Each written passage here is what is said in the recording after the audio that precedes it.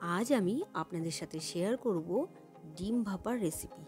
ডিমের ঝোল কিংবা ডিমের কারি একঘেয়ে খাবারটা যদি খেতে না ভালো লাগে তাহলে ডিমের রান্নার স্বাদ বদল আনতে তৈরি করতে পারেন এই ডিম ভাপা। ভিডিওটি সম্পূর্ণ দেখুন ও চ্যানেলটি সাবস্ক্রাইব করে বেল আইকনটি প্রেস করুন যাতে প্রতিটি ভিডিওর নোটিফিকেশন সবার প্রথমে আপনার কাছে যায়।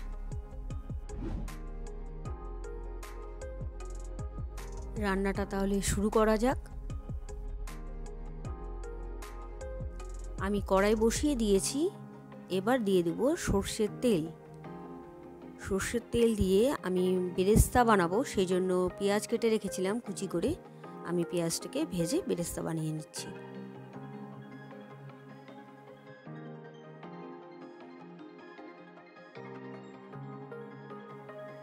পেঁয়াজটা ভাজা হচ্ছে।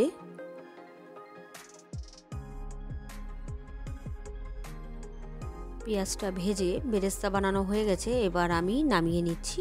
এদিকে 6টা ডিম আমি সেদ্ধ করে রেখেছিলাম, সেদ্ধ করে আমি খোসা ছাড়িয়ে রেখেছি। এবার নুন হলুদ একটু লঙ্কার গুঁড়ো দিয়ে মেখে নেব,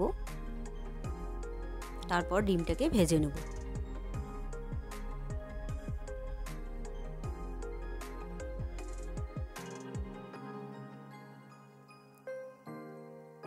ভালো করে মেখে নিচ্ছি ডিমটা।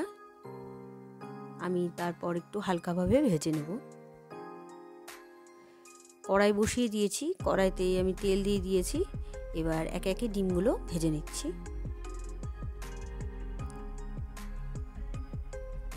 ছটা ডিম আমি একবারে ভেজে নিচ্ছি, একটু লাইট ভাজবো।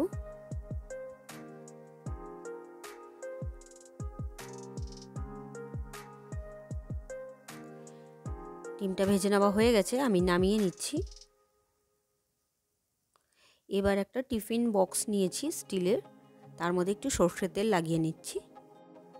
আমি একটা মশলার পেস্ট বানিয়ে রেখেছি, সেই মশলাটা হচ্ছে সর্ষে, পোস্ত, কাজু বাদাম আর কাঁচা লঙ্কা বাটা একসাথে পেস্ট বানিয়ে রাখা আছে। সেই পেস্টটা দিয়ে দিলাম টিফিন বক্সের মধ্যে।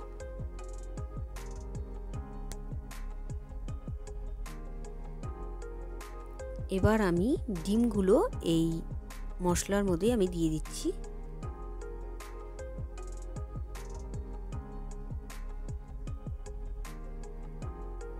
ডিমগুলো দিয়ে একটু নুন দিয়ে ভালো করে মিক্সড করে দিতে হবে, নুনটা যাতে মিশে যায় মশলার সাথে।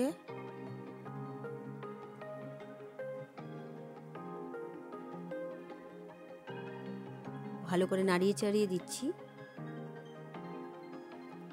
এক্সট্রা কিন্তু কোনো রকম জল এখানে ব্যবহার করা যাবে না।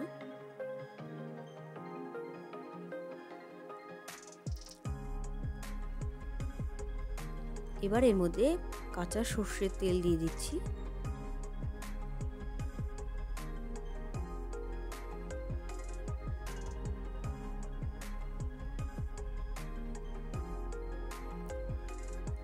এবার দিয়ে দিচ্ছি কিশমিশ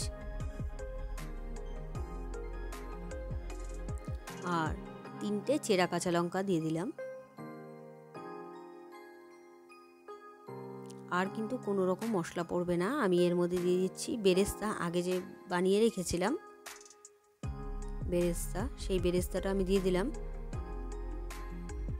কিছুটা আমি বেরেস্তা এখন দিয়ে দিলাম, পরে গার্নিশিংয়ের সময় আমি বাকিটা দেব। এবার ঢাকনাটা বন্ধ করে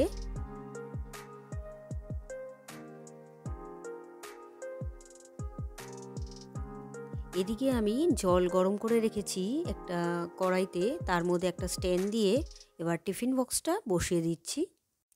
এবার টিফিন বক্সটা বসিয়ে দিলাম স্ট্যান্ডের ওপরে। আর জলের পরিমাণটা দেখে নিতে হবে, খুব বেশিও না খুব কমও না, যাতে টিফিন বক্সটা ডুবে না যায় কিংবা একদম নিচে না থাকে, জলটা দেখে নিতে হবে। এবার ঢাকা দিয়ে 10 মিনিটের জন্য স্টিম হতে দিতে হবে। যদি জলের পরিমাণটা বেশি নেওয়া হয় তাহলে কিন্তু জলটা ফুটে টিফিন বক্সের মধ্যে ঢুকে যেতে পারে, সেই জন্য জলটা দেখে নিতে হবে। আমার 10 মিনিট হয়ে গেছে, আমি ঢাকনা খুলে দিলাম। গ্যাসটা অফ করে দিয়ে আমি টিফিন বক্সটা খুলবো। খুব গরম আছে, তাও আমি খুলে নিচ্ছি। দেখুন খুব সুন্দর তৈরি হয়ে গেল ডিম ভাপা। আমি এবার ওপর থেকে একটু বেরেস্তা ছিটিয়ে দিচ্ছি। বেরেস্তা দিয়ে দিচ্ছি।